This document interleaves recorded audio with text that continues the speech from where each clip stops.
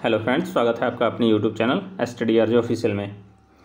कल की क्लास में हम लोगों ने हड़प्पा सभ्यता के बहुत सारे क्वेश्चन देखे थे, जिनमें हम लोगों ने देखा था हड़प्पा सभ्यता का विस्तार कहाँ तक है, उसकी कृषि के बारे में देखा था, पशुपालन के बारे में देखा था और उसके वास्तुकला के बारे में देखा था।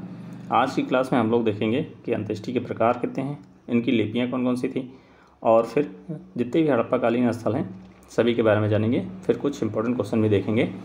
तो आइए सबसे पहले देखते हैं अंत्येष्टि के प्रकार। तो हड़प्पा सभ्यता में जो अंत्येष्टि थी वो 3 प्रकार की थी। तो यहाँ पे 3 प्रकार की थी। पहला था पूर्ण समाधिकरण, दूसरा था आंशिक समाधिकरण और तीसरा दाह संस्कार था। यहाँ एक क्वेश्चन ये भी बनता है कि युग्म समाधान का साक्ष्य मिला है, बहुत भारी क्वेश्चन बन चुका है। वो कौन सा स्थल है? तो ये लोथल है। ये क्वेश्चन ध्यान दीजिए कि ये कई बार बन चुका है। जो विद्वान है उसको ये सती प्रथा के रूप में देखते हैं। जो युग्म समाधान का साक्ष्य मिला है उनको लगता है कि मतलब जो पति पत्नी होते हैं वही एक साथ उनका दाह संस्कार कर दिया जाता था। तो यहाँ पे इसके साक्ष्य मिले हैं लोथल से। फिर ये भी क्वेश्चन बनता है कि माली के साथ कुत्ता दफनाए जाने के साक्ष्य मिले हैं, तो ये रोपण से मिला है। ये कई बार क्वेश्चन ये भी बन चुका है। आप लोग पेपर ज़रूर देखिएगा, क्योंकि ये पेपर में अक्सर ये सारे क्वेश्चन दिखते हैं। अगर एंशिएंट से क्वेश्चन बनते हैं तो यही सब क्वेश्चन बनते हैं।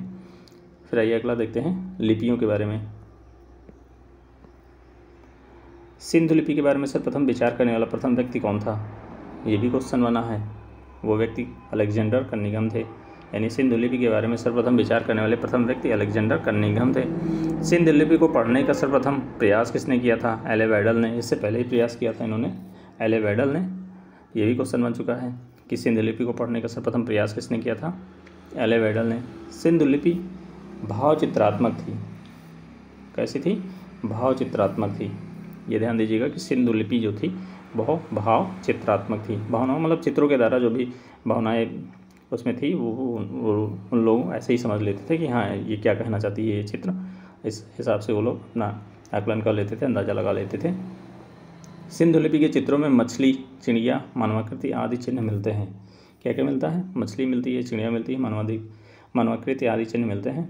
सिंधु लिपि दाएं से बाएं लिखती थी। हम लोग कैसे लिखते हैं रोमन लिपि? बाएं से दाएं। तो यहाँ पे ये सिंधु लिपि जो थी वो दाएं से बाएं लिखी जाती थी। आइए कुछ इंपॉर्टेंट क्वेश्चन देख लेते हैं। सिंधु सभ्यता को प्राक ऐतिहासिक युग में रखा जा सकता है। ये भी क्वेश्चन बनता है। सिंधु सभ्यता को प्राक ऐतिहासिक युग में रखा जाता है। सिंधु सभ्यता के मुख्य निवासी द्रविड़ और भूमध्यसागरीय थे। द्रविड़ और भूमध्यसागरीय थे। ये भी क्वेश्चन बन चुका है। सिंधु सभ्यता के जो मुख्य निवासी थे द्रविड़ और भूमध्यसागरीय थे। सिंधु सभ्यता के सर्वाधिक स्थल गुजरात में खोजे गए हैं। रोपण वगैरह जो है ये सब गुजरात के ही स्थल हैं, और सुतकोटदा ये सब गुजरात के ही स्थल हैं। लोथल एवं सुतकोटदा सिंधु सभ्यता के बंदरगाह थे। ये यहाँ पे देखिए लोथल और सुतकोटदा जो भी बंदरगाह थे दो, ये सिंधु सभ्यता के थे। ये गुजरात में पड़ते हैं। मनके बनाने का कारखाना, ये भी क्वेश्चन बन चुका है। ये मनके बनाने का कारखाना कहाँ पे है? लोथल और जनहुद्रों से प्राप्त हुआ है। अगला सिंधु सभ्यता की मुख्य फसलें कौन कौन सी हैं? गेहूँ और जौ। सबसे पहले जौ थी, इसके बाद गेहूँ, यानी 2 फसलें मुख्य हैं, गेहूँ और जौ। अगला देखते हैं। यहाँ पे तौल की इकाई ये 16 के अनुपात में थी। तौल की इकाई 16 के अनुपात में थी। सिंधु सभ्यता के लोग धरती की पूजा उर्वरा की देवी के रूप में करते थे। ये भी कूट में क्वेश्चन बन चुका है कि सिंधु सभ्यता के लोग जो थे वो धरती की पूजा उर्वरा की देवी के रूप में करते थे। सिंधु सभ्यता में मातृ देवी की पूजा की जाती थी। सिंधु सभ्यता मातृ सत्तात्मक था। अक्सर जब कूट में क्वेश्चन बनता है तो ऐसे यही सारे कूट उसमें डाल दिए जाते हैं। सिंधु सभ्यता मातृ सत्तात्मक थी। प्रदा प्रथा एवं वैश्यावृत्ति सिंधु सभ्यता में प्रचलित थी। ये भी क्वेश्चन बना है कि प्रदा प्रथा एवं वैश्यावृत्ति सिंधु सभ्यता में प्रचलित थी। ये अक्सर कूट में ये सारे क्वेश्चन देखने को मिलते हैं। तो ये आप लोग ध्यान दीजिएगा, क्योंकि एक एक पॉइंट, ये सारे पॉइंट इंपॉर्टेंट हैं, इसको रट लीजिएगा। अब आइए यहाँ देखते हैं हड़प्पाकालीन स्थल कौन कौन से स्थल हैं हड़प्पा में जो इम्पोर्टेंट है। सबसे पहले देखते हैं हड़प्पा। ये किस नदी के किनारे है? रावी नदी के किनारे है। मैंने बताया था कि 1921 में दयाराम साहनी द्वारा खोज की गई इसकी। शंख का बना हुआ एक बैल यहाँ पे मिला है। नटराज की आकृति मिली है। ये भी पूछा है कि नटराज की आकृति कहाँ से प्राप्त हुई है? तो ये हड़प्पा से प्राप्त हुई है। पैर में सांप दबाए गरुड़ का चित्र, ये भी हड़प्पा से मिला है। मछुआरों का चित्र प्राप्त हुआ है हड़प्पा से।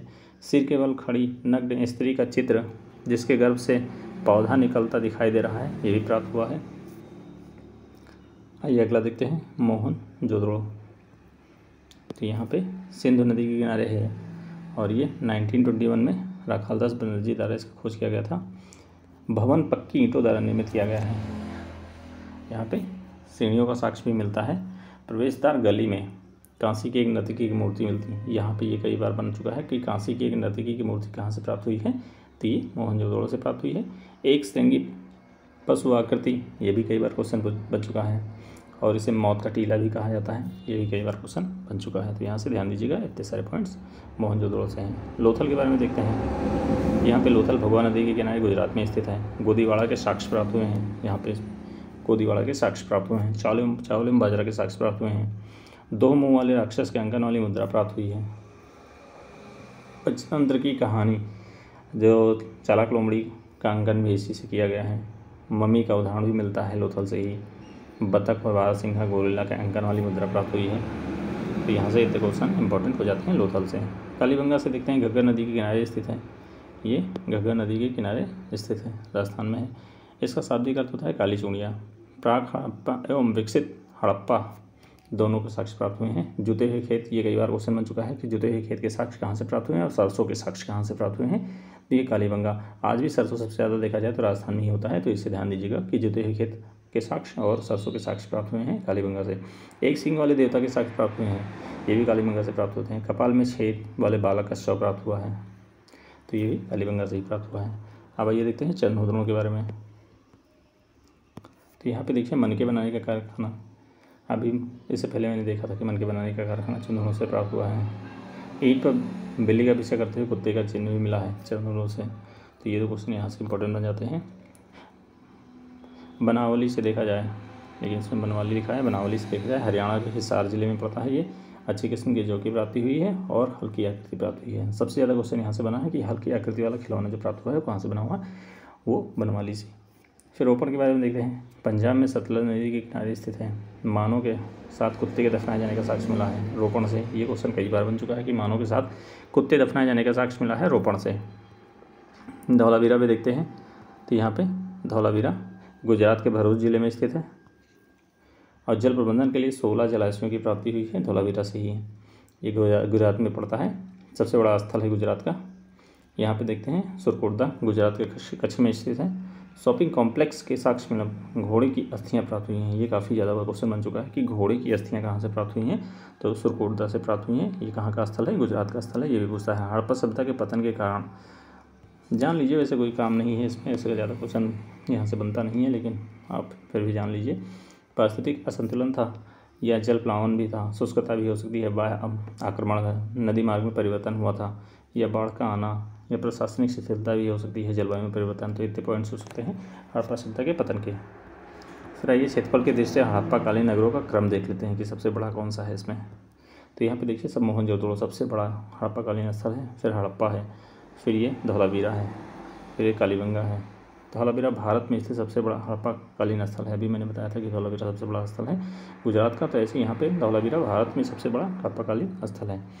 तो यहाँ से इतने सारे क्वेश्चन इंपॉर्टेंट हो जाते हैं। एक बार क्लास आप पूरी अच्छे से देखिए और फिर याद करने का प्रयास कीजिए। फिर मिलते हैं अगली क्लास में।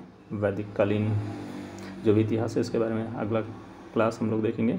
Okay, thank you.